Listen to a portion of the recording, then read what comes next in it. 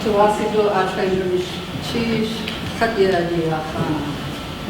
Ashwayus Katosa Pixaria, Hetma Katsati,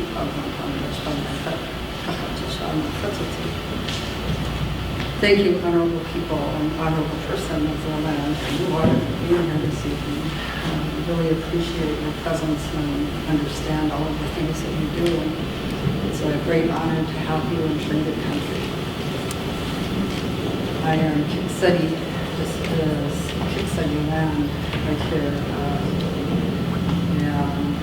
Where this building stands and this part of what we call the sheep club. So welcome to our land. And we are people of the tides. And as Kikseti, and Kikseti woman Kiksha, I said we're also known as Kakachasha, which is herring babies. And the herring are a keystone species for our survival. And to me, I've asked a friend of mine to tell the story, because the story of the herring rock and the story of the herring speaks to the female energy and healing. And for me, it is a very, very powerful story. So I wanted to ask my friend Bob to tell the story to help welcome you here. And our stories as a thing are part of our upbringing or our history. And our elders say we've been here since time immemorial. And that's a long time we've been in this area in Sitka. So welcome. And I would ask Bob then to tell the story.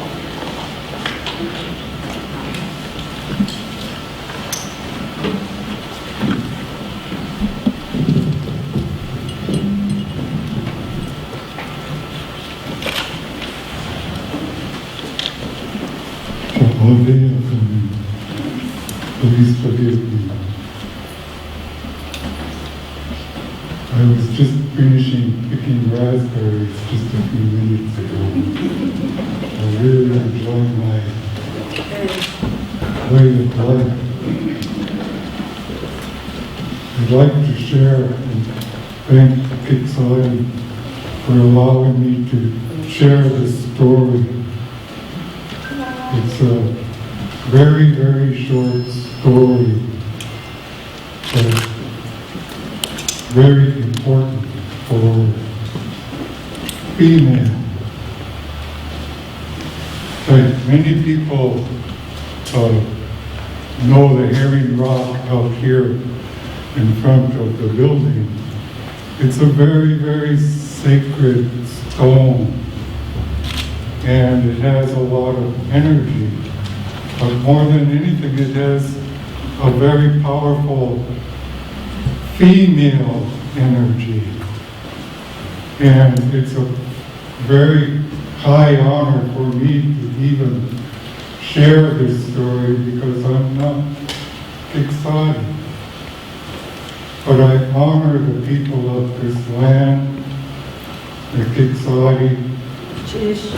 In particular, I honor the Kikseti Shah.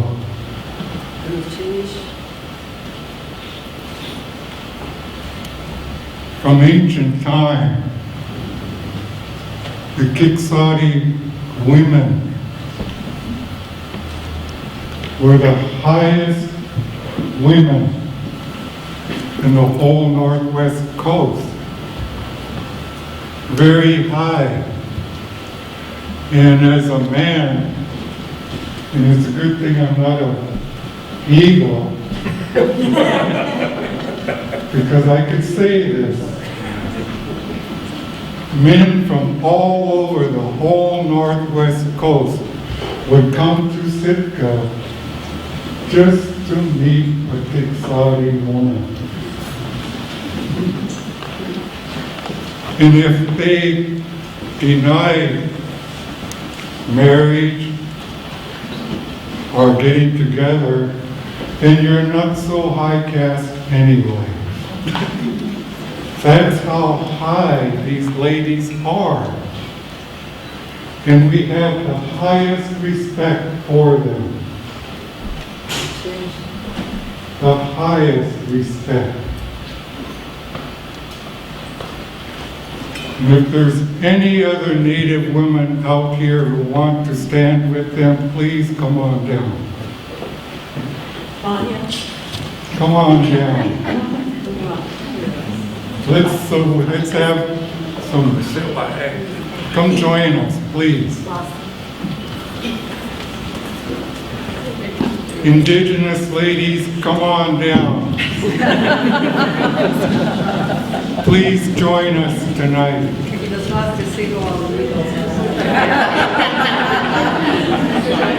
Mark Raven.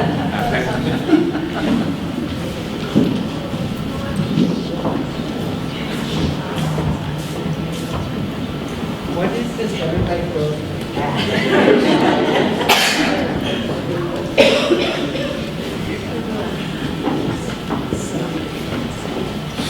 I am so proud to stand among you and hold you all in the highest regard. Chukanadi, Kamashtish for witnessing what's going to happen here. Kalapan, Kamashtish, Yangyedi, Kamashtish, our women are the most important. The strength that we get from you is so powerful. So I'm very honored to be here and spending my day picking berries really helped me prepare for this moment. But there's a rock right outside this door.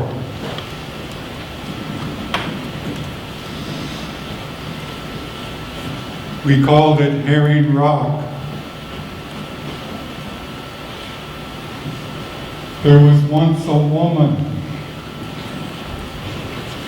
so beautiful. She was the most beautiful woman you would ever meet. Men from all over the whole Northwest coast would come to see this woman.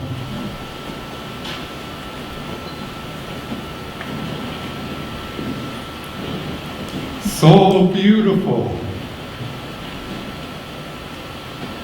so high.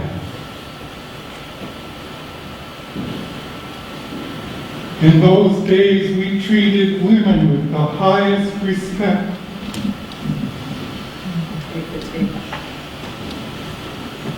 This woman, no man was good enough. She was so pure. But she was lonely. And often she would go to the rock and she would sing. And if you have ever seen Kiksadi women dance, I have. They have a way of singing and moving their hair in a braid. My good friend, Jennifer Brady, is so good at it. So tonight I will remember her.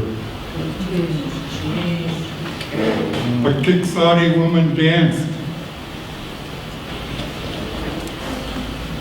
And this woman danced. And her hair went into the water.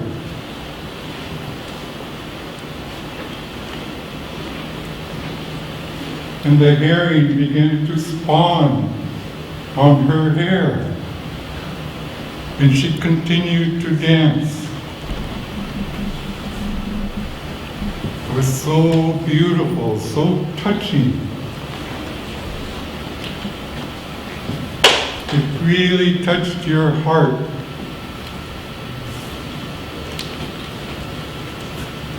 But this woman began to cry.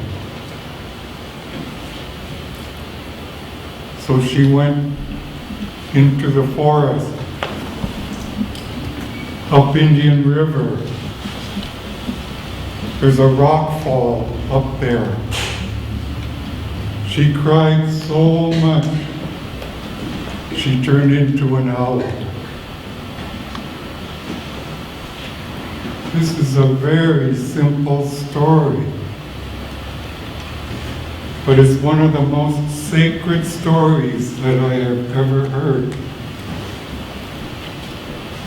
especially to honor our women, how much power they have. And for you, welcome to our homeland. The land of the Tlingit, welcome. I have taken too much time, but I really honor my sister here. And she will sing the song, and I'm going to take a picture.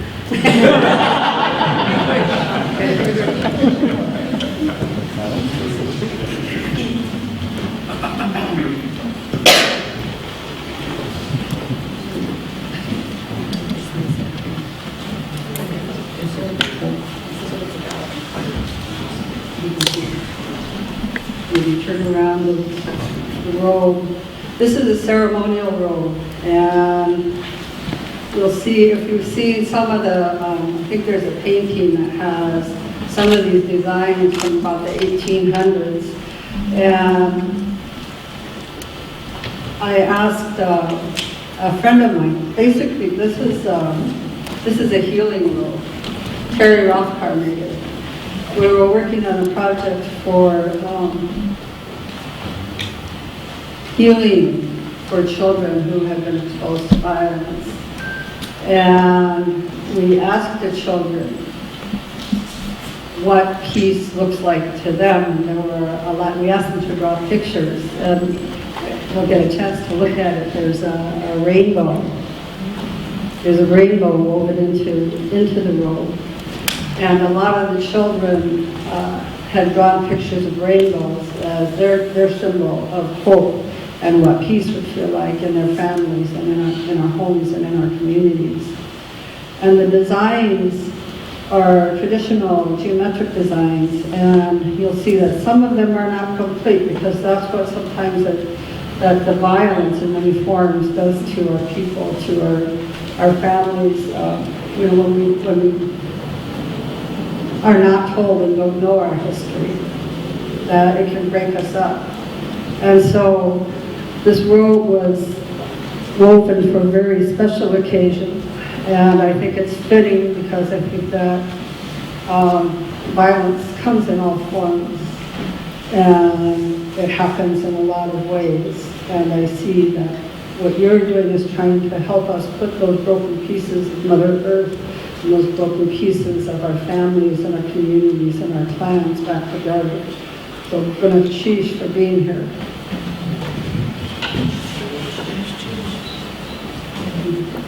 You don't have to dance if you don't want to.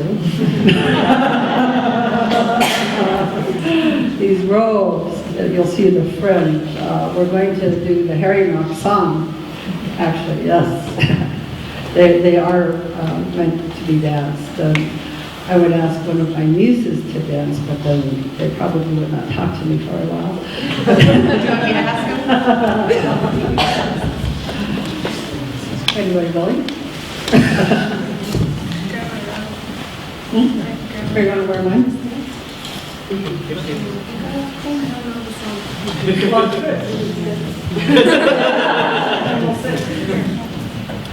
Make this proper. That's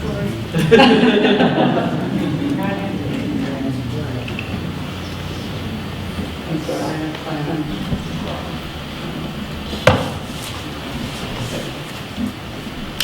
Okay, so I don't know how many people know this song, but it's the Herring Rock song, and it was composed. It goes, like you said, our stories and our history and our roads and our paths are all our ujlu and our history that we've lived. So this is a part of our history. The Herring Rock.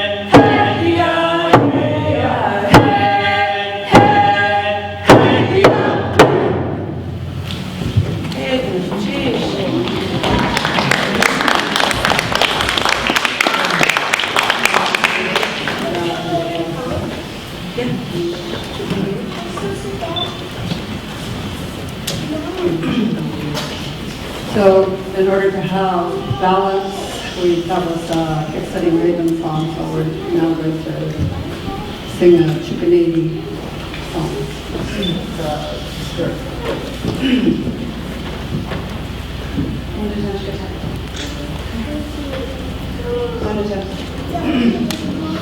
Okay.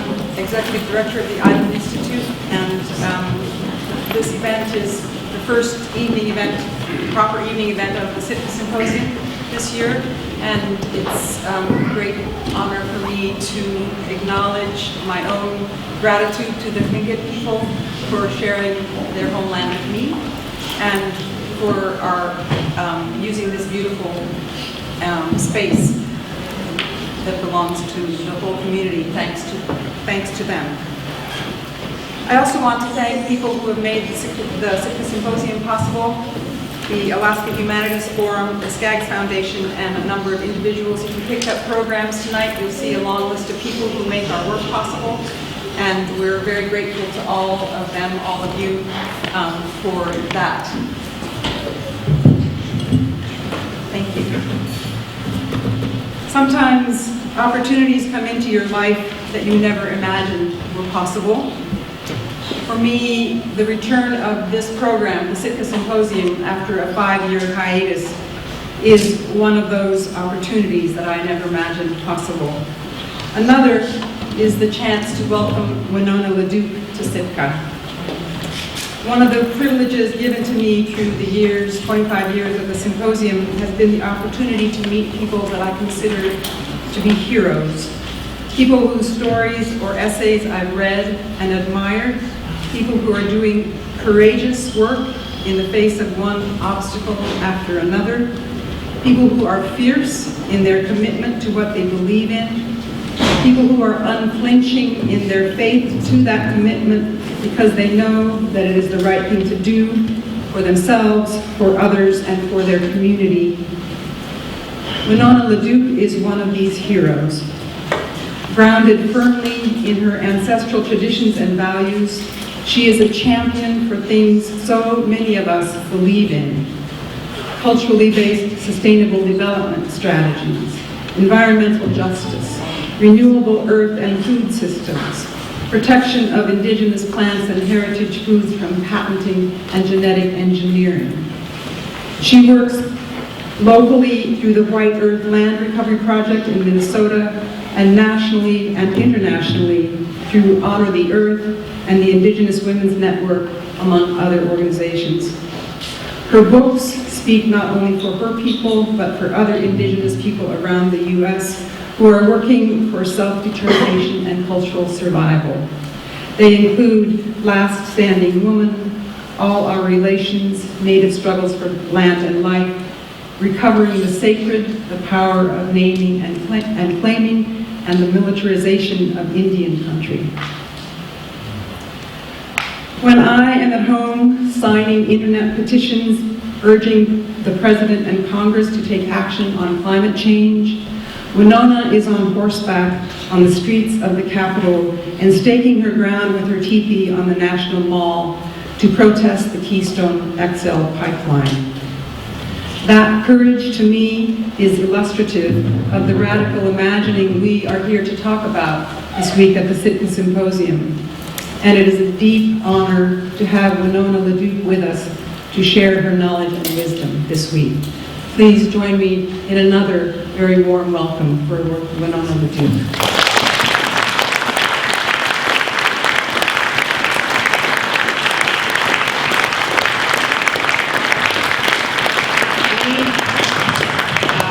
Nindoi Maganaduk, the Vikitamagas, Vine Sequay, Go Makwa, Dodam, Gababani Kag, Ishkanagani, Dunjabami Guch, Thank you very much for the honor of being here with you tonight and here in your homeland. I'm very humbled and very grateful. What a beautiful land you have here. I thought about what I was going to do tonight, and we're going to attempt. Did you see how hard we're working on our technical details? Okay, we're going to attempt. That's very funny. I'm going to attempt to show you this short video of our community because I thought about what I was going to talk about, and I spent a wonderful afternoon with my new friend Jennifer, and I thought I'm going to tell you something about my community and see, because I think that my community is very similar to your community. And I'm going to tell you what we were looking at and what we were doing to protect the great life the Creator gave us. because I think that that is kind of the question that we all have, is here we are, a king in this time. We happen to be the people who are here. There are others elsewhere, but we're the ones who are here. We have this opportunity to do great things. We have the opportunity, whether it is to keep them from genetically engineering the world's food supply or the salmon, or putting a bunch of mines in, or combusting the world to the edge of oblivion. We got a shot at doing some great things. So we're going to attempt to show you this short video, which is a 7-minute video on YouTube, but it talks about my community, and then I'm going to launch into what I hope will be a technically realistic presentation. We'll see if the video works out, but my friend Peter, who is like my new best friend, is going to make a run at that. So this thing's There's a beauty in the breath of horses. Fall morning's breaths in the air, the smells of horses. The water horses from the headwaters of the Mississippi River here on our reservation, along with the proposed Roadways pipeline which will cross the reservation. I was figuring about you. It's the third of a series of parades and pipelines. We're not protesters, we're protectors. Hold on one second. You try to see on my time. Okay, it won't work. I don't think. Let's try one more second here. He's going to try to pick it out right there. This thing called the triple road.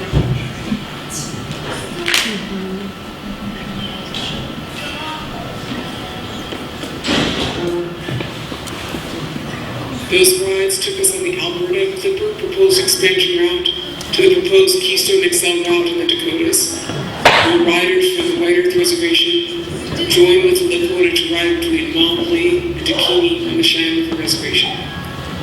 So it was that 15 riders braved some harrowing terrain, a land littered with 100,000 dead cattle, through a freak September blizzard, and rode the proposed Keystone route.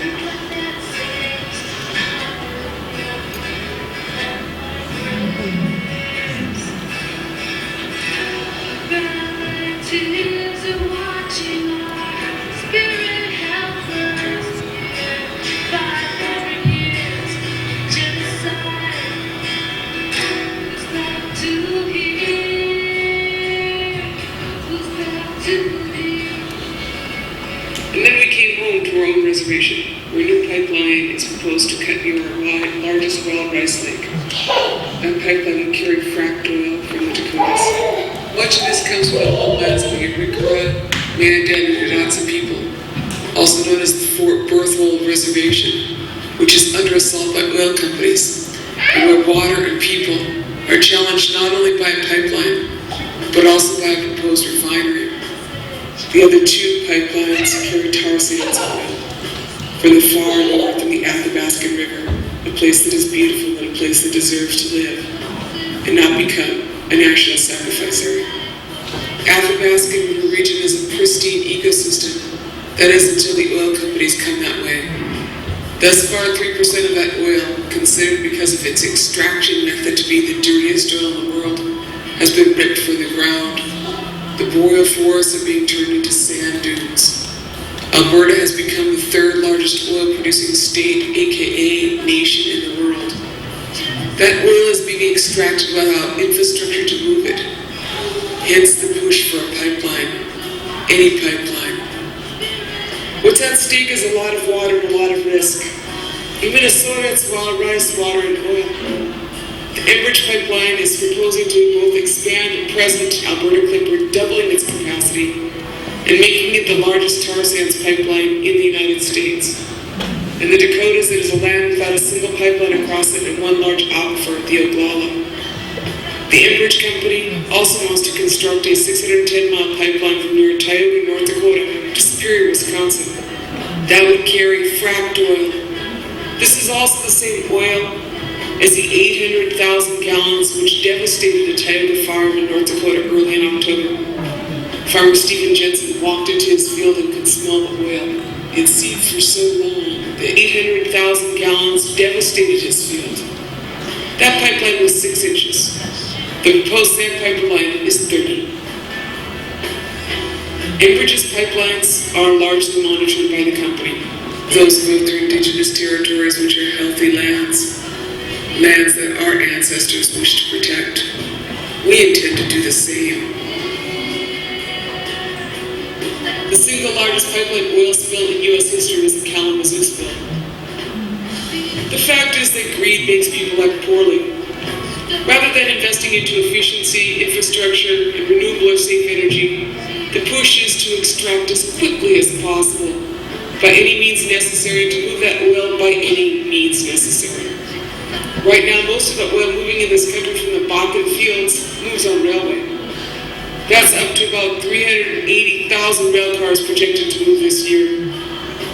This past summer, 4 square blocks of the town of Lac Mégantic blew up as the train's braking systems failed. That train was carrying Bakken oil.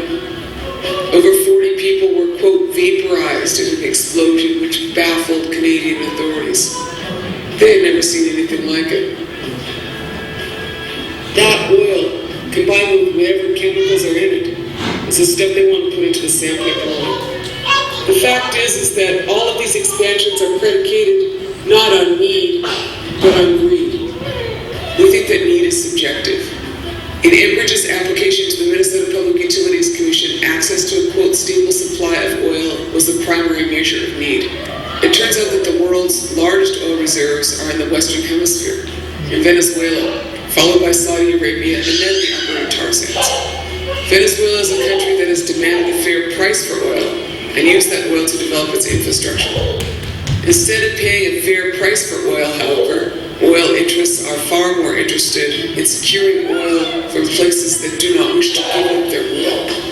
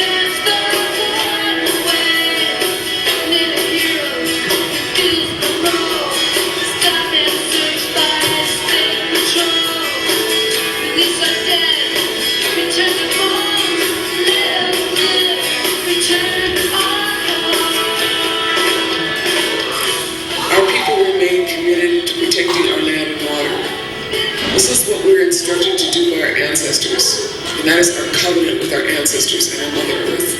That is also our covenant with the generations yet to come. This is not just a native issue, an indigenous issue. It affects us all. Whether you have feet, wings, fins, or roots, we are all in this together. No corporation has a right to this land, water, and our future. This is Winona, LaDuke, for Honor the Earth.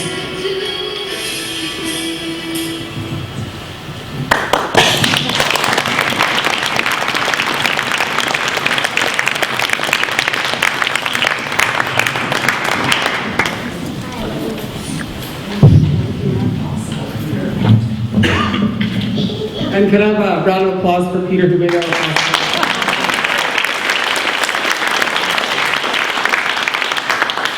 Thank you again for having me. I just wanted to show you that's what I'm in the middle of at home. And I'm going home, and when I go home, we're riding again. I'll just tell you, I had this dream about a year and a half ago. I had this dream that we were riding our horses against the current of the oil. That's what I dreamed. And I kept having this dream, and I have horses, as you gathered. I have 7 horses, and so I was out in South Dakota. I seen the Lakota people, and I had done a lot of ceremonies with them. I'm involved with them in a lot of things. I said, I think this is a dream. I think this dream is for you, because you guys ride horses. They're Lakotas. They ride horses, yeah. So they nodded, and they said, we're going to take that to our ceremonies, and we're going to talk about that, Winona. And so I went home, and I said, you let me know, I'll help you organize the media, I'll raise some money for your horse trailers to move on the road, This is against the Keystone XL, is what they're talking about. This big pipeline that's supposed to go through their territory. And I kind of waited, and I don't know if any of you knows what it's like organizing an event, but I was like, anytime now, just let me know.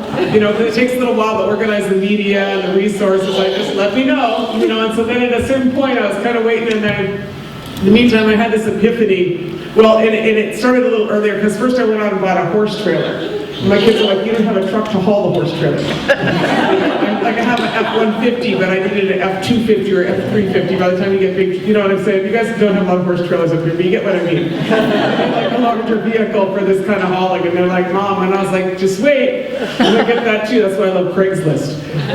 So I was like, oh, I got that. My kids are like, Mom, And then, so wait a little bit, and then, so then I had this epiphany, which is, I call it the burden of dreams, which I think you can gather. I was like, you cannot always tell someone else what they're supposed to do, right?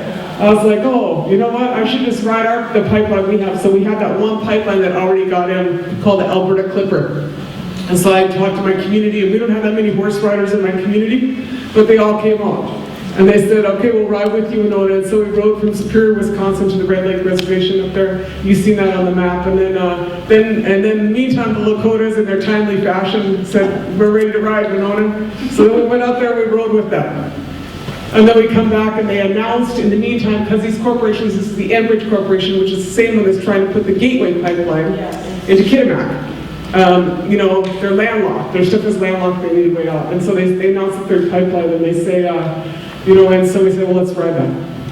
And so that's what I'm doing in our community. And I wanted to tell you that story, and I'm going to talk more generally about these issues, and indigenous economics. But, part of what I came to, and as I sat in your beautiful community today, and I sat in sun, which was kind of unusual for my expectation after my little lecture in my point last night. So sunny and so beautiful. I sat there and I said, you guys have a really good gig here.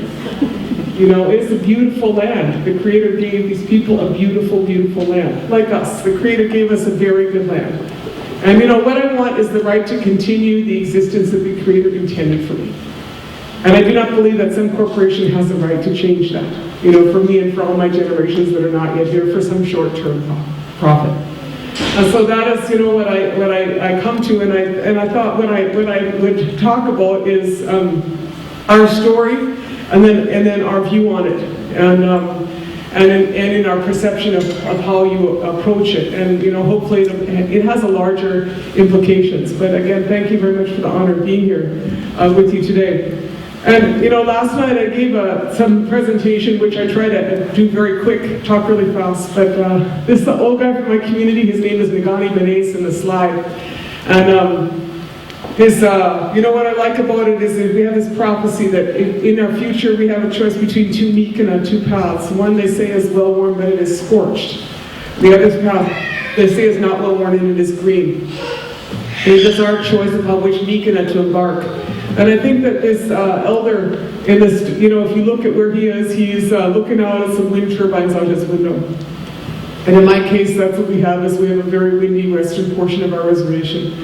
And what I know from being kind of an energy geek is we could easily supply our own power almost in Minneapolis, just from my reservation. And I'm good. I'm good on that as a strategy. So you have to excuse me. I have to do this here. Right. And hope. Wait, can you? Is this one there? Okay, thank you. I'll see. Always happy to have a friend. This is some of our beings. And I don't know your stories, but our stories are probably not that different than you. This is Nana Boujou and Nokomis, his grandmother. And these are two, they call them, their beings, Nana Boujou is half human and half spirit. And in our teachings, our wild rice is our most sacred food, the first food eaten, and the most, food that is first food eaten and last food. It is for all our ceremonies and for our feasts, and so they are out ricing. And in our, it identifies us as Anishinaabe people. To the extent that the people here are Salmon people, we are wild rice people. Where there's wild rice, there are Anishinaabe, and where there is Anishinaabe, there's wild rice. And in our cosmogenealogy and in our stories, we are told to go to the place where the food grows upon the water.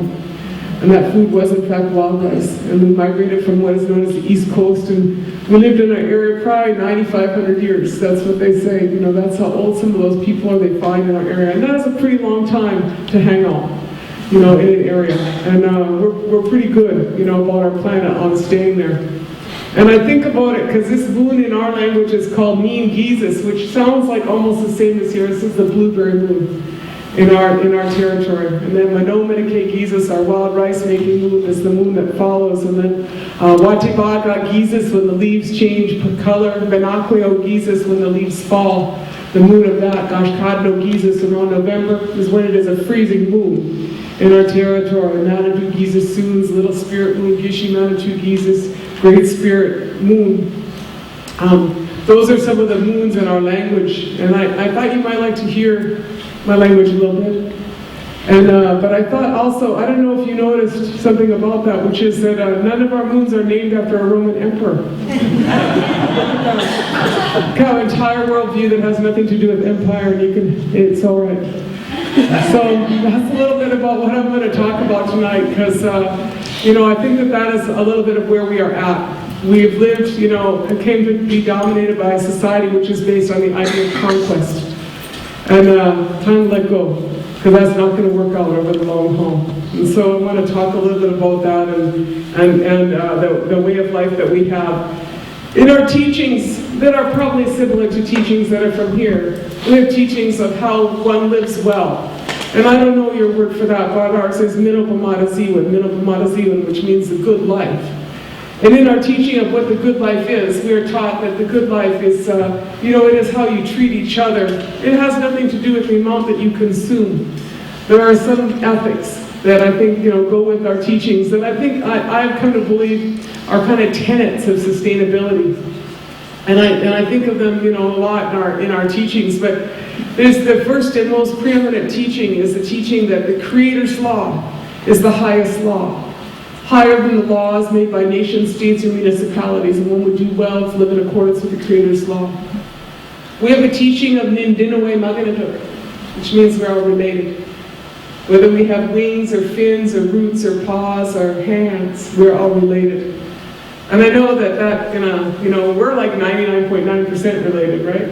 I know that really bummed out the white supremacists, but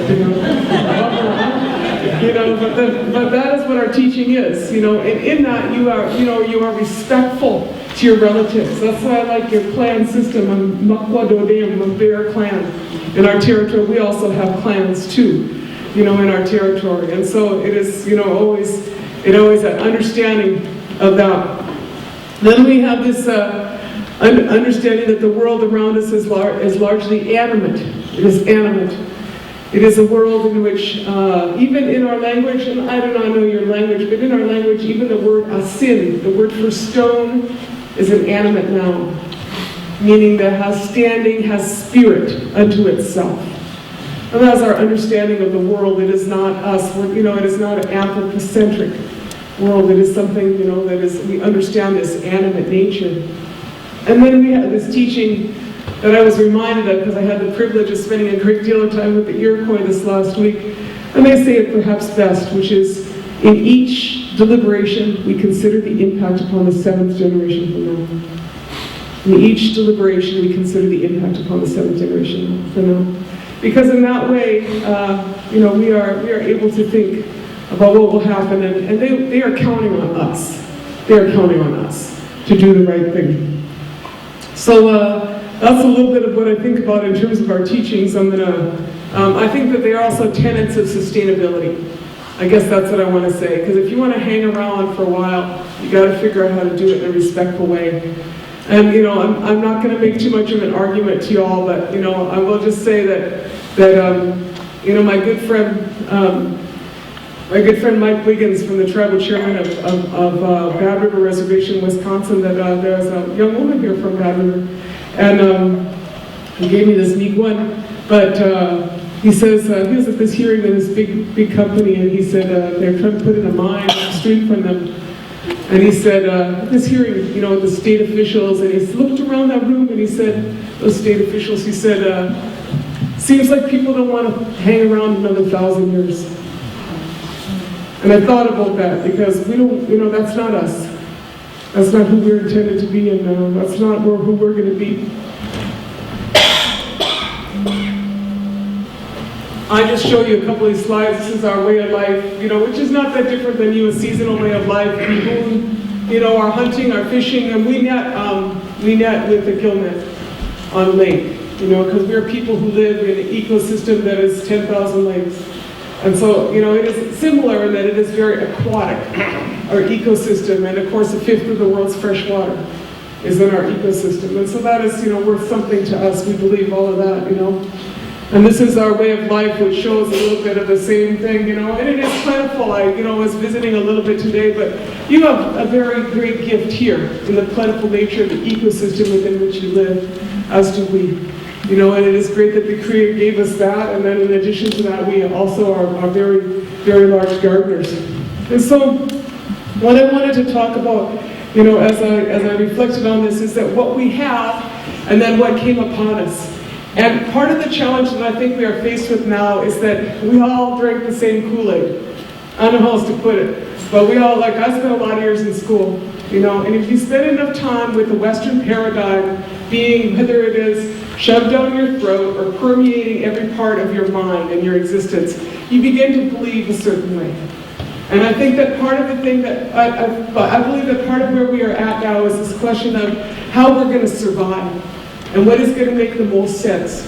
And possibly it is possible that the same, that the, you know, as my friend Jim Hightower says, if you've been digging a hole for a long time, you might want to quit digging, you know, and just like try to figure out where you're at. And I feel like, you know, the present place we are at, whether it is the issues of climate change, whether the issues of, you know, of acidification of the ocean, or, you know, all the ecological issues, it might be time to reconsider. It takes some courage, though. And this is the pipelines that they're looking at in our area. This is some of the wealth of our area, which is, you know, old school, our agriculture. And this is our maple sugar. Someone did some street value of that maple sugar. One village, 453,000 pounds of maple sugar in 1 year. I don't know, street value, that's pretty high, I would guess. You know what I'm saying? But that is, just as you all know, you know, it is one thing, if you live in a maple forest, you can harvest sugar every year. But you can cut those trees once, you know, and then you can come back in another 100 years and cut them again. And it is two different views of how, you know, you're going to live on the land. But I think about that because a lot of the mythology that was created in America was a lot about not valuing what was here and saying that an economy is something that you bring. And that is indeed an economic model, but it is not a salient economic model, nor is it a durable economic model. And it has a lot instead to do with the way of life that it has a lot to do with colonialism.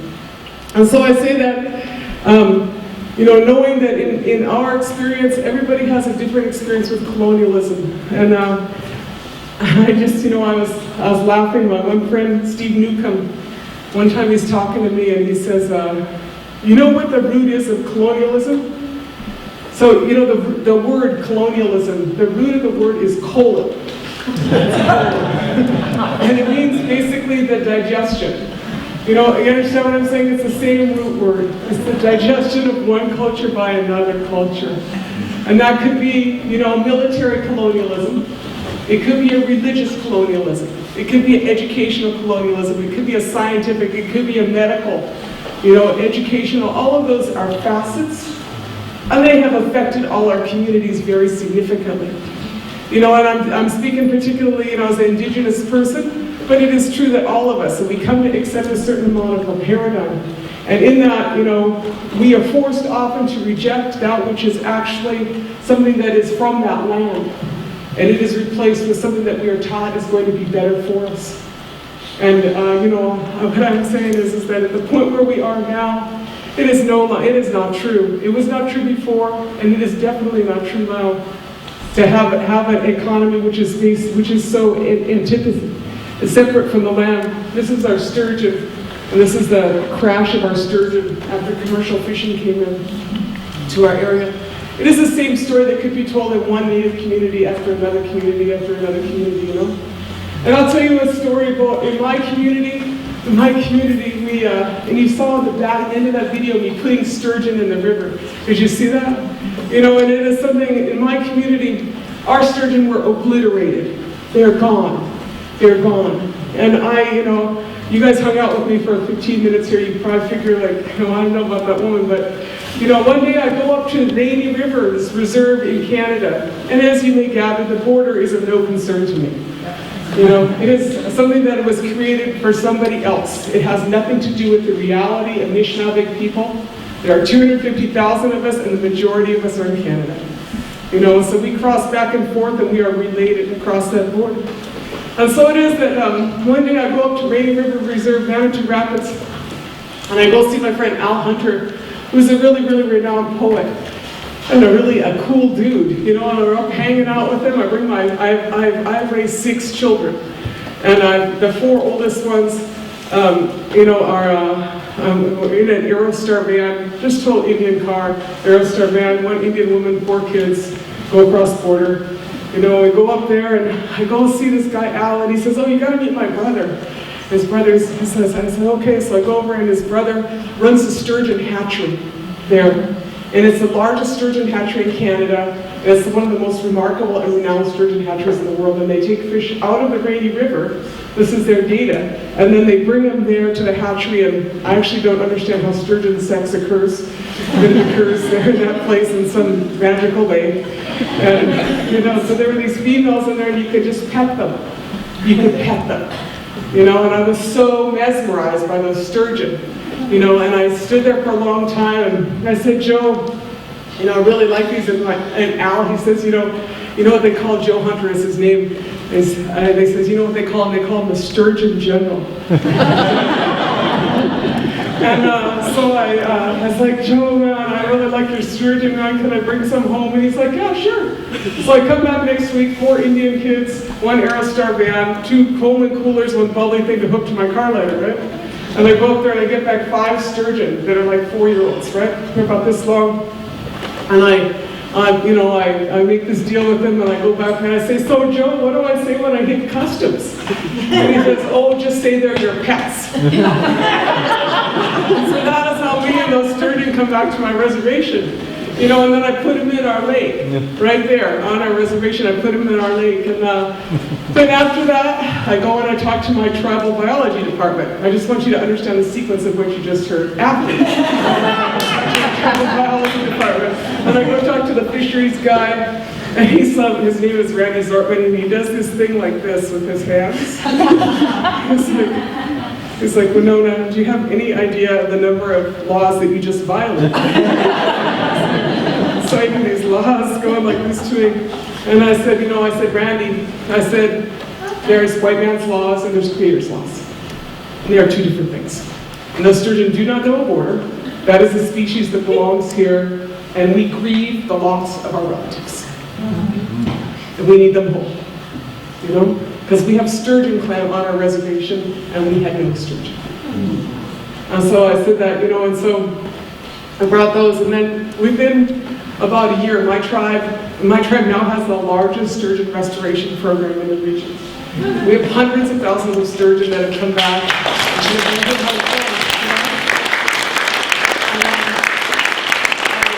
I say that with great pride, and then I also say that my first grandson was born, and do you know which clan he was? Sturgeon. And I was like, thank you, Creator. I was good, and so I brought him out there. I said, there's your relatives, and he's good. So I say that because, you know, as Native people know, these are things that are related, you know, and how that will work out. But I also know that I did not bring those sturgeon back to have them affected by any of these mining corporations. I did not bring them back to have them affected by agricultural chemicals, which could seep in. We brought them back because they are our relatives. And a sturgeon, as you likely know, can live to be 150 years old. And so that is a long time to take care and have responsibility for a relative, you know? So it's like that. But I say that because that is a little bit of our process of undoing, you know, some of the colonialism. And so, you know, in the frame that we are in, you know, in our community, that is part of our process. But what we find is this could be a map of northern British Columbia, or this could be a map of Alaska. And what I will say is that there's this great scholar, Eduardo Galeano, Latin American scholar whose work I read when I was in college many years ago. And his book was called The Open Veins of Latin America. And what he said is, in the colonial to neo-colonial alchemy, gold changes to scrap metal and food to poison.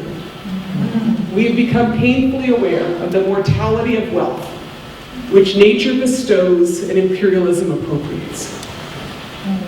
And I say that because what I know is that which likely many of you know, is that you live and you try to have peace with your land. You try to have peace with the life that the Creator gave you. And there are old mines that were in your area. In the case of my community, you know, between 1785 and 1873, there was 40 treaties signed with our people. 100 copper companies were incorporated in our area. 75% of the U.S. iron ore and copper production came from the Great Lakes region. All those companies, Anaconda, Kennecott, that went around the world to countries like Chile and elsewhere, they came from our territory. That was the first round when they came and they founded themselves and they wreaked havoc in our communities. And then they went away. And those mines subsided. Those mines went dormant. The ecological damage of those mines was in different layers. Some was very high and some was very low. But as you know, what we are facing now is a new era. And that is an era of extreme extraction, where they are coming back with a new set of operations and a new set of mining operations, and things that we thought would rest, they are coming back. And so this is our battle, is a combination between that and the new set of pipelines that they're trying to bring oil across, all to a fifth of the world's freshwater supply.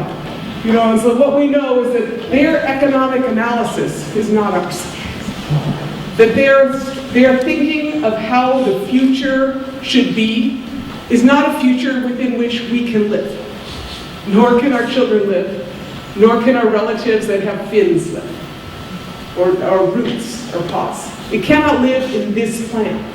The rapid expansion of the mining industry that is occurring and the proposals that are occurring in our area as well as yours. I could show you this map, but it could be the same map of British Columbia. You know, that's what it looks like. It is a new set of mines and it is extreme extraction. And it is all the same model in every case. Because in the case of the United States, you know, or you could say Canada, the difference is not that large. For instance, this company here, this Canadian company merged with Xstrata, a Chilean company. The whole purpose of this mining project is now to sell this copper to China, right? And so this is a question that at some point you have to ask about the economic model. Should we trade our entire ecosystem so that you can ship it to China? And that is pretty much across the board what the major proposals are. Copper mining and copper mining itself, which is proposals that is upstream from a lot of the major rivers that will flow into Tlingit territory, is the single most inefficient mining operation in the world. The amount of ore that you get per extraction, the only thing that is worse than copper is gold. It like wins the medal of the single worst, you know, kind. So what you have is 0.16%. Almost every deposit is the same thing. The average for other metals is 4.5%. So you move 1 billion tons of land, life, rock, trees, a world to get a ton of copper. 1 billion tons to a ton. Now you want to tell me how that's going to work out for anybody, right? And that is where we got to. We got in this place, this world where it is now known as extreme extraction. And I talk about this because we're all, you know, come from similar places, although we're different. You know, we're all raised in this era. I myself am a child entirely of the fossil fuels era. You know, I've had a great time. How are you guys doing in the fossil fuels era? Admit it, it's been fabulous, you know? It's like having 100 slaves in your household, basically. That's what it's like. We don't do work. Labor does, the labor is in fossil fuels, it's in dinosaurs. We drive around and, a lot of machines, we fly around. And we've moved into this system which is so incredibly inefficient, where 57% of the energy between point of origin and point of consumption is in fact wasted, right? And then it is just further augmented because the profit for a corporation is not based on efficiency. The profit for a corporation is instead based on consumption. And so you have an entire system which is set up in this practice that requires more and more extreme behavior. And that is the society that we have come to live in, and we're all in it. And the question to me is how much of the Kool-Aid did we all drink? That's the question. Because we have, I've lived entirely in it. And my position at this point is pretty simple. My position is it's like been a grand era of fossil fuels. What I would like is a graceful exit. That's what I want, is a graceful exit. And every single proposal that is being forwarded by corporations is not that. Every single proposal will cause the crash of what remaining ecosystems are there. The crash of whether it is agri-biodiversity or biodiversity.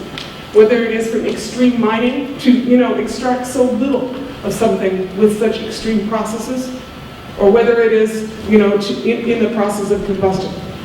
So a lot of this documentation, I know it's like incredibly nerdy, but what I'm aware of is that I use this to testify at hearings. Because the reality is that not only have we drank a lot of Kool-Aid, but a lot of us have relinquished power to people who should not have it. We've become people who believe that experts make decisions. We've become people that believe that if you put enough numbers out there, that they're probably right, And the fact is that they are not. And that, in the analysis, you have to look more deeply. This is our pipelines. And then this is spills in North Dakota.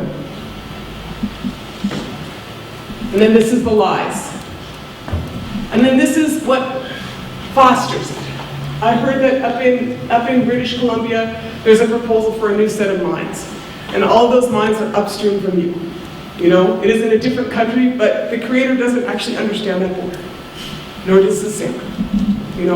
And I know exactly how flawed the political system of Canada is. It's just slightly more flawed than the political system of the United States. Let us just be honest about this. I'm someone that is involved in every regulatory process already at present.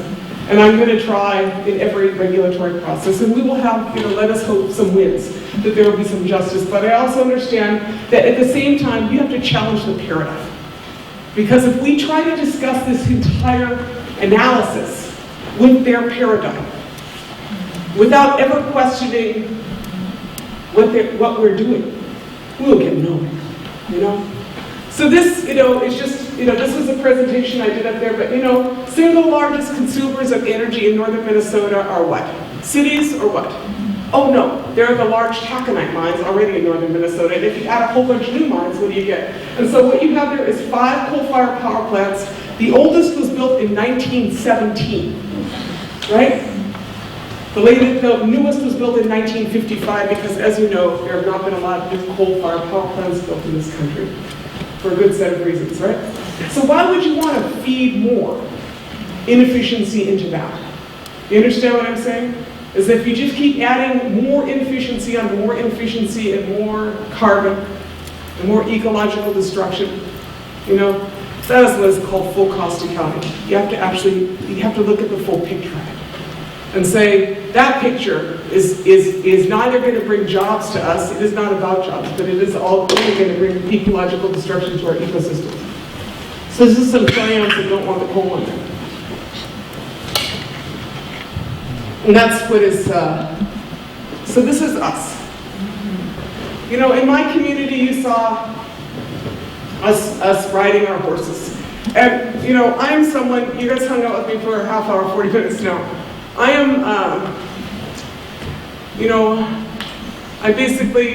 I'm not that person who does that. But what I realized is that you could, what you need to do is sometimes you got to get out of your arena of comfort. And you've got to do something that takes more courage. And you've got to stand. Because I can see what a comfortable place Sitka is. It's really sweet here. At the same time, it requires to keep a beautiful place. You know, as Alice Walker says, activism is my rent. You know, you have to be engaged in order to have the ability to continue. Because without that. So this is a quote that came out of Lakota people. I'm going to read to you in case you can't see it. But it is my kids make fun of me because as soon as I saw it, I said, that is true.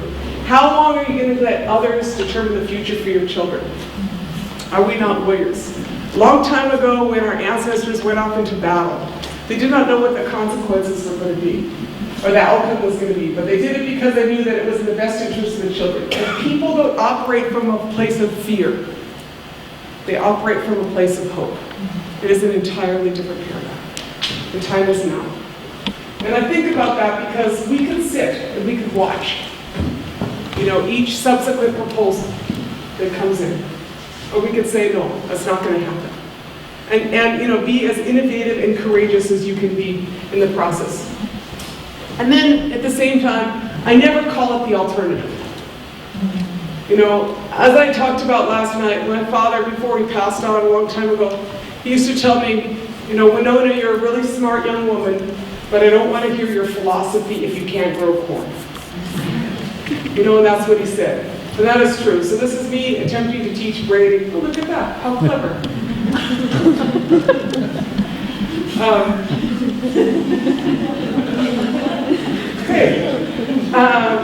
To a class. But this is what I was talking about a little bit last night. I don't know what your food economy looks like. But I know that most of my food economy is spent off reservation. And it's spent importing food. And what I know is that the average food travels 1,540 miles from farmer to table, right?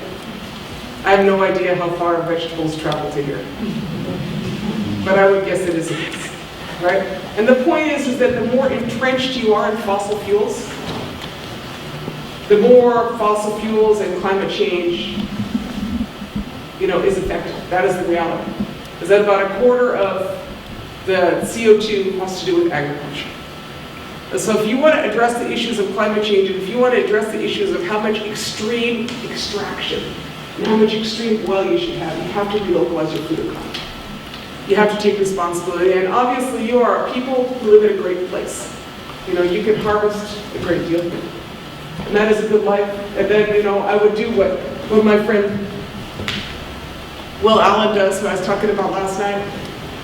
Milwaukee, he grows 1 million pounds of food in 3 acres. I know you got 3 acres someplace here, right? I don't know, maybe not.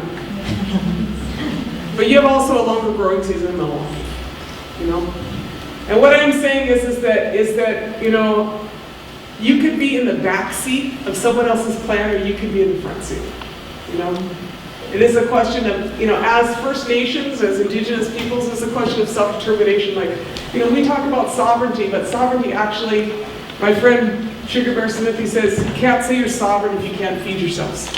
And increasingly, as Indigenous people, we become people who are more and more dependent. But it is also this larger picture. If we are all in this together, let us be people who exercise some agency over our lives. And do not relinquish that agency to these politicians who spend far too much time with oil companies and expect that the difference will be, anything significant. This is our corn. I talked a little bit about it last night, but I spend a lot of time growing corn. And I grow largely Pink Lady, and I grow Bear Island Flint. I refer to them as drought resistant and frost resistant varieties. They're very good in our region.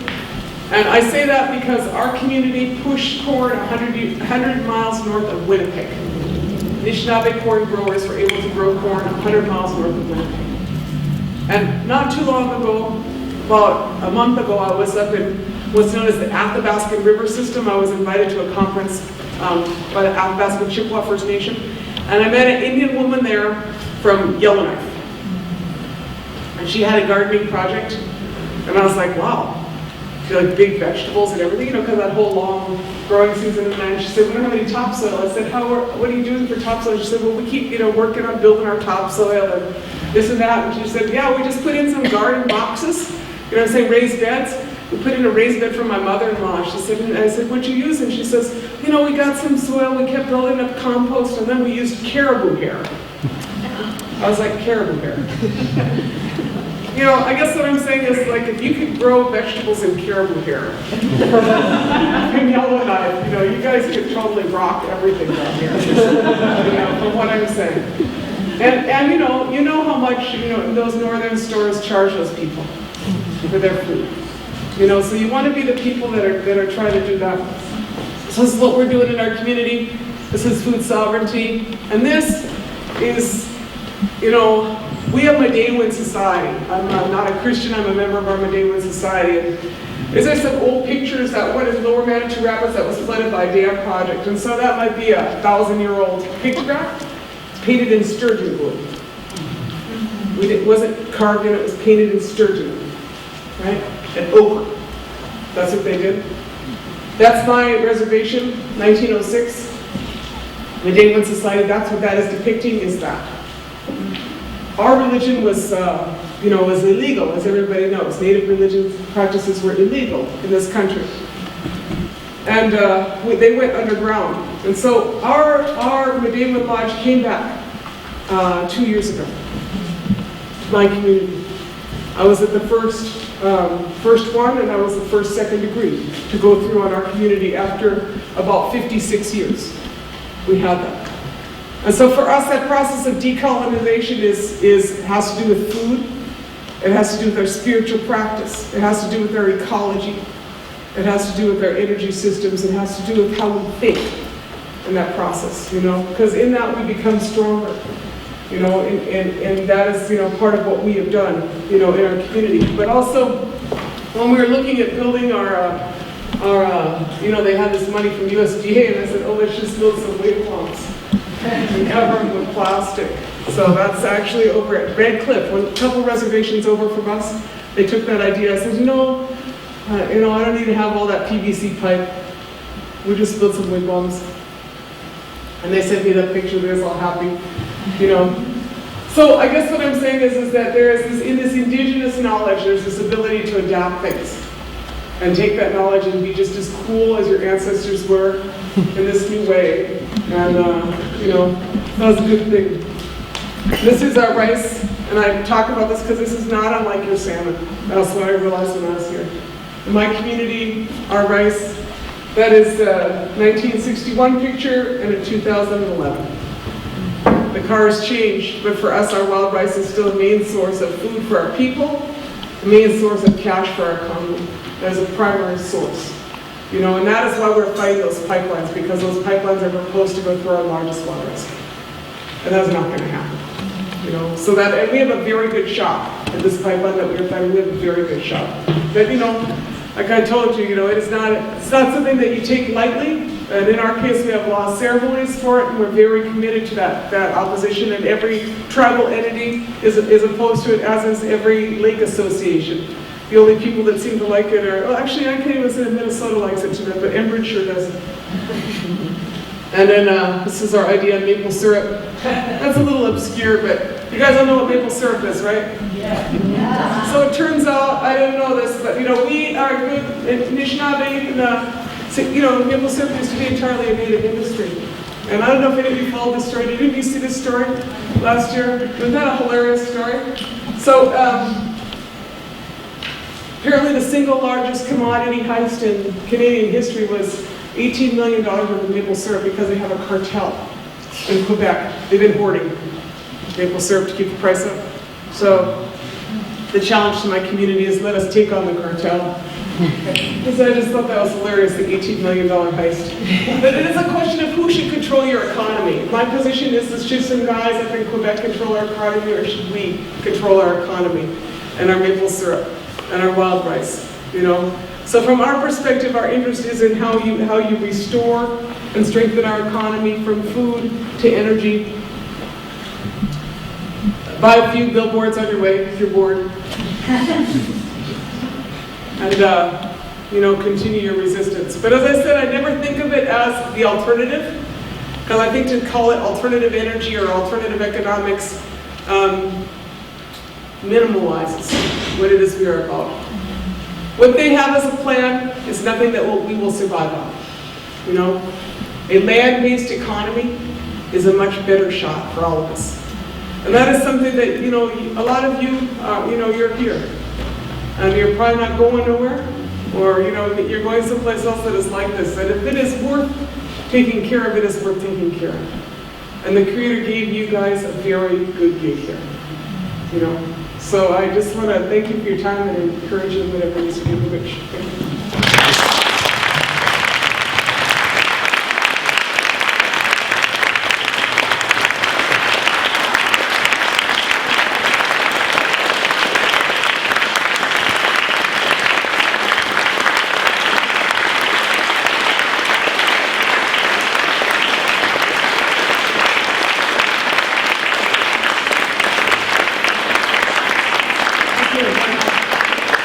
I'd be happy to answer a couple questions if you like, or, those of you that are exhausted from all that. Yes? A couple times you've mentioned manufacture of solar panels on your reservation, I believe. Could you tell me more about that? We don't manufacture. As you can tell, I really don't like oil companies. Did you figure that out? I don't like pipeline companies. And so what we are doing is, and I showed some pictures last night, some of you were there last night, but we have two kinds of solar right now. And what we have is solar thermal, which you could use today, which is because our reservation is very cold, but it is very sunny. And so solar thermal is about a $1,500 application, which is about an 8x4, plywood, or, it could be metal, and it has like a darker glass, then it has a bunch of aluminum in it that conducts the heat, heats it up, and when it gets to be about 90 degrees, the thermostat turns on a blower fan and it blows hot air into your house. That is, for the fuel poverty that exists in the northern plains, that is the antidote to about 25% of your heating bill. And that is like really my position is, why would you want to increase the amount of propane when you could just be more efficient and go solar, right? And then we have solar photovoltaic. And my house is about half solar photovoltaic. I have 2.2 kilowatts. I could do with more. I work on it. I'm, like anybody else, I have children, and children are not that good with turning off their lights. I want to be, I actually want to run things. I'm thinking of separating. I should just pull the breaker in my kids' room. And just let them go in there with a little bike and power anything that they want. So it's this whole entitlement that we got, and I think that we need to kind of deconstruct that entitlement and be more efficient. So that is what we do is solar. Last night I showed a slide about the solar roadways. And I'm really interested in solar roadways, which is like these hexagon blocks, and there's actually some videos on it. And that was passed to me by some people out of Colorado that they're looking at it. But I'm actually thinking of doing a pilot project with my tribe in the next couple of years, at least for, beginning a little bit, on like parking lots around elders, and units in the tribal parking lots as they replace things, because it's all recycled materials. And I think that, I was talking to one of our colleagues at the Institute, and that's something that they should be making in Buffalo, places that are the rust belts. All of those should be having those kind of things. So we do solar, and we have some wind turbines, my tribe, and it's interesting, like if any of you worked in tribal politics, like we put up our first wind turbine, and everybody was like, that's not gonna happen, and you guys hung out with me, and I was like, yeah, it's gonna happen. And so we put up our first wind turbine, and then, then this kind of redneck guy came up and he's like, how'd you do that? And I was like, well, we went out and we did this, and so then he put it up, and then my tribe was like, well, how'd you do that? And I was like, so now my tribe has 4 wind turbines. And but what my goal is as I said, is to largely power my tribe over the next couple of years. And so, it is this transition, and not only is the technology more available, but it is also, the reality is that, really conservative countries like Denmark and Germany are largely renewables. And there's this excellent, new strategy where, it's not a new strategy. The reality is that the United States could be largely fossil fuels independent in about 30 years. Or just kind of transition away. And that's what we need to do. You need efficiency and you need, a diminishment of fossil fuel access. But a lot of that has to do with choices. The reality is that if you put in a bunch of new mines upstream from here, those take an immense amount of energy. And so that's going to require more power plants and more fossil fuel consumption. And so, I guess what I'm saying is like a lot of you are really, really smart people, but you need to force full cost accounting. You need to force, you need to force this dialogue on, it's called full cost accounting when you make them calculate the whole picture, what it is, instead of some, BS that this is what it is. And so, so that's what I'm saying a little bit about the Kool-Aid is because if you accept their economic paradigm and you drink enough of that paradigm or you believe it enough, then you're never going to get anywhere. And Alaska obviously needs, a plan that is different, as we all do, so looking at solar, doing mostly solar and wind. I'm not. Do you buy the solar panels? Do you make them yourself? No, I don't make anything. Although, I'll be honest with you, and I understand that silica is a main, and wild rice hulls are almost 80% silica. So if I had an materials engineer, we could probably figure out the raw material for our wild rice hulls. Yeah, it's a really interesting, dilemma. It's not a dilemma, it's just an interesting thing that someone should figure out for us. Right now, my biggest project is trying to take fish guts from a tribal fishery and turn it into fertilizer, which I know they do up here. It's not rocket science, but it's like, it's the way to go. It's harder than it looks. What, the fish guts to fertilizer? A lot of blending, stabilizing, probably. Yeah, if anybody knows about that, let me know. Some kind of plan. Yes, in the back. We're in the midst of so many battles against the usurping of our economy, the taking over of our resources. Almost a war, it seems like you could call it. How do you resist the temptation by some to bring back an arm of that war, such as the American Indian movement, AIM, and a physical, destructive effort to undermine that which we know is wrong? Well, first of all, I would say that I got a great political education from AIM. I went to Harvard and I went to Massachusetts Institute of Technology. And I also, fully attended many AIM meetings and worked as a researcher for the American Indian movement. I have no fear. I'm far more afraid of, I'm not afraid, I'm pretty much not afraid. Because I can't operate from a place of fear, right? And in our community, American Indian movement was very significant. A lot of American Indian movement's origins were, on the White Earth Reservation and in Minneapolis. So in our territory, there is no, there's no fear. What I would say is that, you guys hung out with me. Like, I am not, I'm an economist. You don't want me operating a weapon? People make fun of me because, like, most of the first deer I get every year is out of roadkill. You know what I'm saying? That's what you know what I'm saying? That's what I'll tell you. It's not me, and I cannot advocate that because that would be illegal, probably under the, whatever, Homeland Security rule, right? And, the last person, I value my freedom of speech, So, I work in all arenas, but I've spent time with these other communities, like, I've been very privileged. You guys figured out probably that by now. I'm incredibly privileged. So, 15 years ago, 10 years ago, I went down to see the Zapatista communities. And those are indigenous communities that engaged in armed resistance against the Mexican government, right? And I went down there because I wanted to know what would drive a community to armed resistance. And they explained it to me, because Mexico was a country that, there was a full-on war against those people. They were killing them, and so they took up weapons. And, I didn't tell them what to do. And I learned a lot from them. But one of the things I learned is, in my bucket list of people I would have liked to meet is Subcommandante Marcos, right? Whose phrase was, "My word is my weapon." My word is my weapon. So that is what I would say to you. I spend a lot of time, in these processes, and then I believe in our spiritual process. In our spiritual teachings, I'm doing that. And I've seen corporations lose projects. The longer you fight them, the more expensive that project is. That is the reality of the situation. The longer you fight a corporation, the more expensive their project is. And these are capital-intensive projects that are founded on bad math. So the longer you fight them, the better shot you have. And I've seen companies like Washington State. Remember those guys?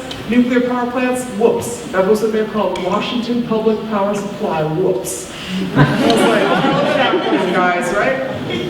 So who thought them people will look just like you? And what did happen to that company? That company went bankrupt. So that is that is what I believe, is that you cannot give up and you cannot relinquish to these guys, and so that's how I live my life. I don't live in fear. Yeah. We do have a governor that his paradigm is growth resources, and he's done given a lot of money to construction projects to support Canadian mining and whatnot. I would just like to encourage everyone to vote. In August, we have an election, and SB 21, we vote yes to repeal SB 21. There's no tax on oil production. The tax on oil production could be money to study and invest in natural sustainable resources, sustainable energies, and our governor, it's on the ballot, or it's on the ballot this election. It's not a presidential election, so there's not going to be a big turnout. And that's what the oil companies and what our governor is hoping for. And I just really hope that everybody turns out. Vote yes.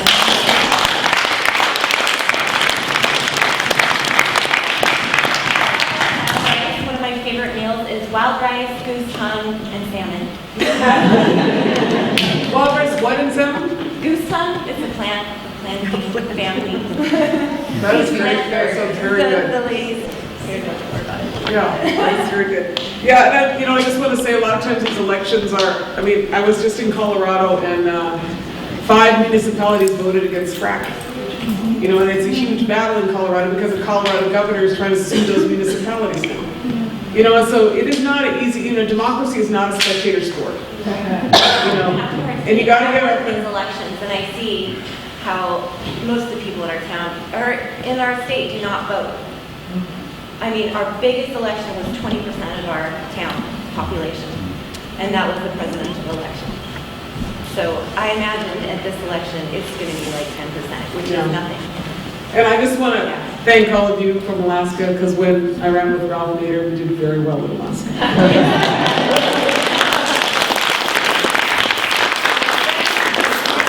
that's why you turn out for us. I appreciate it. Yes, that's you. Yeah. Thank you. Hi, Ms. LaDuke. It's really good to see you here. As a woman of power and strength, to those of us that are still learning, the people from this area for time immemorial have taken care of many of the resources. One of the most powerful ones being the herring. Right out here within miles of this ocean, in all of the world, this is one of the last places the herring spawned. And that is because of honor that the people from this area have shown to that beginning of life cycle being. Yet every year, those come in, as you say, with economic intentions and greed, and they come in these great big gigantic boats and with profit on their mind, and they take them by the millions and the millions, year after year after year. And the people do come together and they do speak regarding it, and it seems as though they speak loud and strong. Sometimes polite from behind desks, sometimes very vocal, sometimes face to face. But the voice, I'm hoping, will continue to gather worldwide attention. And you as a woman of power, how do you go from that level of observing and watching to the level of that thunderous voice for change and even when the people that you live with and amongst at times are part of the economy of greed and perhaps are millionaires because of it. And you just see this resource being depleted and depleted and depleted. And I have that question for you, Mrs. LaDuke. Thank you. Thank you. Yeah, I don't know the answer to that. I mean, to me, I'm a visitor here. And I don't have an exactly same situation. But I mean, you have to protect your relatives. And I don't know the dynamics of the politics here. It would seem to me that this is a really a sweet. It has a lot of beauty in this town. And if there is a way to have more conversations about how you live here for a long time, and live with the relatives that are here, that would be something good to do, and I'm sure there's been some of that. And I know that fishing has a lot of pressure in Alaska, and I also know that, same thing that you all know, that is climate change affects the acidification of the ocean. And if we don't address climate change, we're not going to have the wealth that we have. And so, speaking out on it, I mean, we speak in our own community, and then a lot of what we do, which you gathered from that video, is it's like we're in a remote area in the north. We're not remote because we consider it the center of the universe. But down in Minneapolis, they consider it the north. Or St. Paul, they're like, oh, the north. There's like that. It's very interesting because it's probably not that difference with Anchorage. It's just like, all the main environmental groups have their offices in Minneapolis. And, a lot of the organizations are like, we ask them to support us, and it's very hard to get them to support us. And I'm like, are you coming or not? And then, now there's a little bit of interest in some of what we're doing because it's affects them. I'm just trying to stop that oil from getting into Lake Superior. Because if all those pipelines get to Lake Superior, then they're going to put tankers on that lake. And that's going to affect a lot more people than us. But, to get out of, to break out of your, the separation, that separates the rural areas from the, other areas is a big challenge. And Alaska is a battle zone state. It's like Montana. These are battle zones for fossil fuels and battle stones. People come here because it is beautiful, and people come here because they want to exploit it. Just like Montana. So I wish you the luck, and if there's anything we can do, I'll be happy to try to help. Yes. I think that you mentioned the burden of dreams, and then you talked about the word that you used was ceremony. I'm curious about what role ceremony, as you mentioned it, plays in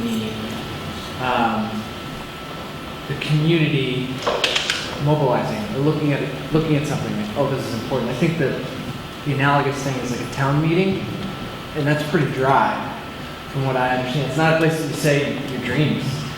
And so I'm curious about where that process is for you, a place where you can say, this is my dream that I had. Well, I'm not from here. Did we already figure that out? Yeah. So in my community, and I'm just going to be very honest with you, so about a third of our people are traditionals, Medewan and Big Drum people. About a third of our people are Christian, and about a third of our people, this is my reservation, are self-medicated, right?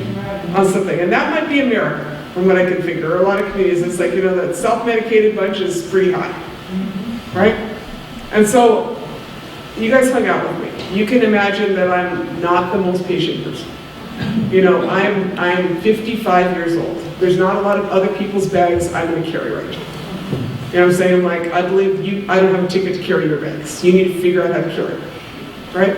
I mean, that's where I'm at. Because people are responsible for their own bags and their own colonization. Like, I work in my community and I struggle with everybody, but I'm interested in the systemic issues that cause my people to be so encumbered.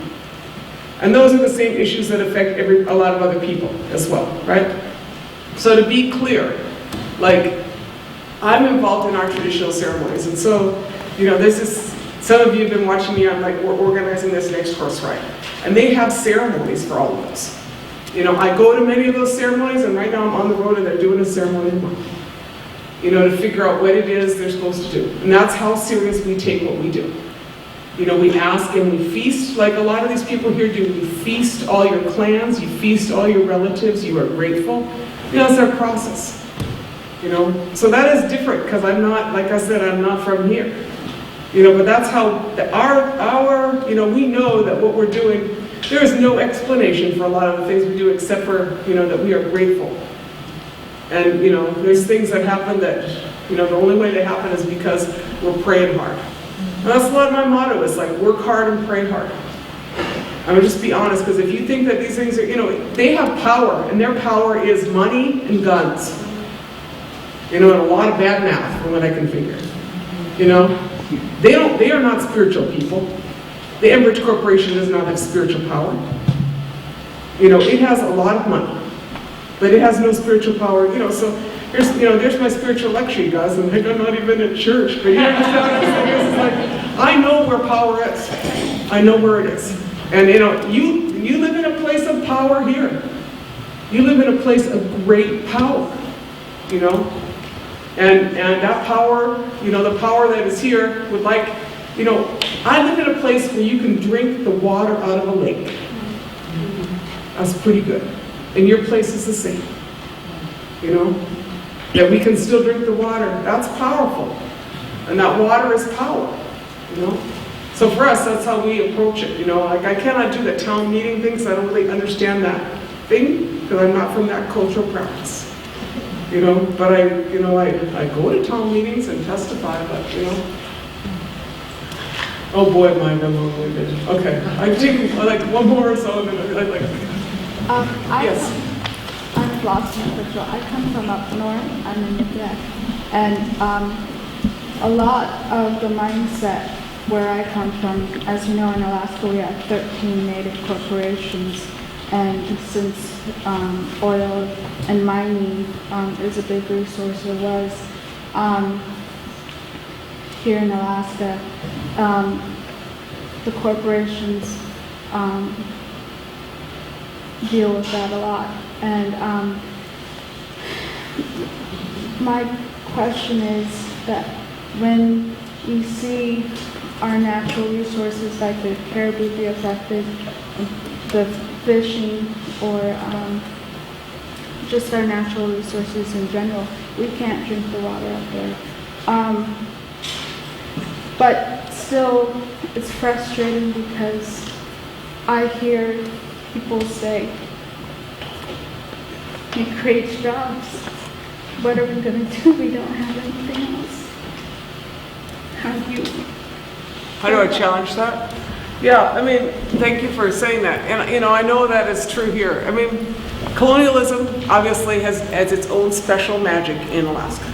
That's the reality, is that what happened here is, is egregious. It is egregious what has happened into this beautiful land, into the people here, And I know, because I come from a family, my family is not like yours, but I have plenty of grief in my family. From the same experiences that all of us as indigenous people have, whether it is, boarding school or theft of land or theft of dignity or, the battering of women and sexual abuse of children. I got it all. I've got it in my family, so I get it, right? And it's a collective. The reality is that these communities here, like my community, we suffer from, it's not historic trauma. We suffer from ongoing trauma because we have not healed. And it continues. And it continues because as you sit there and you try to heal, you watch yet another egregious project come. Whether it is the Pebble Mine, or whatever the latest egregious proposal is. And so you never are able to heal because you're not able to fix it, right? And at some level, that affects everybody. Because none of us, nobody in this room wants to see, our mother destroyed. Nobody in this room wants to see, that level of, pain caused, right? So there is that to say first. Is that, I understand a little bit of that, because I have it in my community. It is a little different, So, in the bigger picture, the kind of the work that I do, which, you got basically the gist of here, is I'm an economist. And so what I will, do, and it is the simplest models that it should be taught at any college, is like, I could go study some more Keynesian economics like I did at Harvard. That was really darn helpful. You know what I'm saying? Is that, but tribal governments or tribal corporations accept the math that is given to them. And so rather than saying, like I showed you the figures on how much maple syrup we can produce, and how much our wild rice crop is worth, which is, hundreds of millions of dollars, instead a corporation will say, well, we'll bring you this many jobs for 20 years. And we will enslave you. We will enslave you in the cash economy. And that is what has happened, as we become enslaved in the cash economy. And I believe that the only solution for our peoples is to get out of our slavery. Which I think is not just a native problem, I think it's everybody's problem.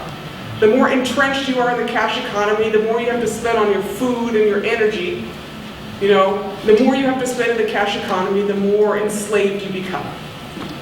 And so, it is saying an analysis that says, the value of our food that is local is this. The dignity that is with people that live on the land is this. It is unquantifiable. The difference between, and you all know it. If you put a native person to work in a strip mining operation, how they feel about themselves is entirely different than how they feel if they are a hunter. That's the reality of the situation. Or if they're a farmer. If you allow to be the person that the Creator intended for you to be, you feel much better about yourself than if you are complicit in the destruction of your land and your people. And so I feel like that is a snapshot of the challenge in every Indigenous community. And some of us are more, complicit than others. And, the reality is that some of those mines are there and they're not going away for a few years. But don't open up a new one when that one closes. Don't let them do the more extreme extraction, which is what they're proposing in art. And you have to have a transition. And it's a North American transition that we need, from these. But, what a beautiful land. What a beautiful place you have here, a lot of people I'm very privileged. I've traveled a lot of places in the world, and this is a good place. This whole land of Ma and King is so welcoming. It's like our land. It reminds me of our land, except for, we don't have high mountains, but we have water and islands. We're a land of water and islands. And, so it is, it is the North. But, so I don't know if that is of any help. But, and it is your generation that is going to be doing this because, people that are my generation, a lot of them, tribal governments, tribal economic planners, all these guys, they all drank the same Kool-Aid. They all did. And it's not working out. And you have to not have the fear. People are afraid of rejecting and liberating themselves. I don't want to quote Bob Marley to you, but you know what I'm saying. Liberate yourself from mental slavery. But it's true. It is this process of liberating yourself, and I am not unrealistic. I've seen it, and to be like the Navajo Nation and buy a 50-year-old coal strip mine and figure out how that's going to work out for you, which is what they are doing right now. They're buying a 50-year-old coal strip mine from the largest mining corporation in the world. That's the Navajo Nation, the largest Indian tribe in the country. And they're buying that because of jobs, because they want to keep the jobs. And why would that corporation be selling that? Oh, that's right, because coal is old, right? And so what will the Navajo Nation have in 10 years? The term is technically called a stranded asset. That's what it's called when you have something that you can no longer sell that is not worth anything that you just spent. $300 million. It's called a stranded asset. And so that is the challenge that these Alaska Native corporations need to face. then a lot of your tribal governments invited me up to speak to them at the end of October, so I'll probably be saying kind of that in the big picture up at an anchor. You know, but it's like, it's very awesome. I can be visit with me if you like to. I feel like I'm like so wordy. You can come down and visit. Thank you. And I know you probably all have other things to do, but I'll be here if you want to hang out and stuff.